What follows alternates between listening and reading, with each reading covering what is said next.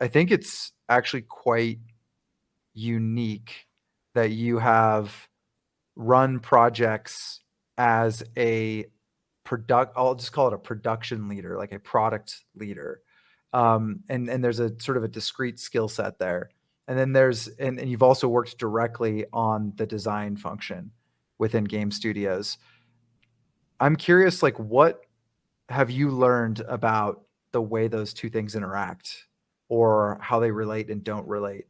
I'm curious about that. Yeah, that's a big question. I think the thing I will start out with is saying, I think when I was at a very like early part of my career, I had this observation, which was watching a bunch of really, really smart designers come up with what I would say are like very well thought through solutions to problems, and then consistently miss.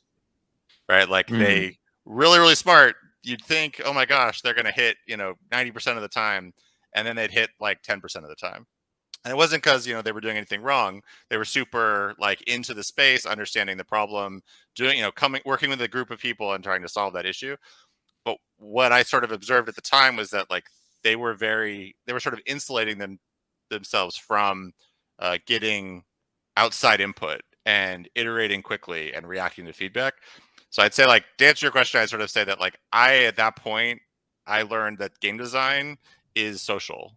It's improv, right? And as soon Mm. as you have that as your framing, you can sort of see like, okay, how is it that like I've done these sort of two different disciplines and how do they interact? Um, I fundamentally believe that a good game designer is somebody that is working with a group of talented people, and that everybody in the group, if they are like the most talented people, they have sort of designer brain.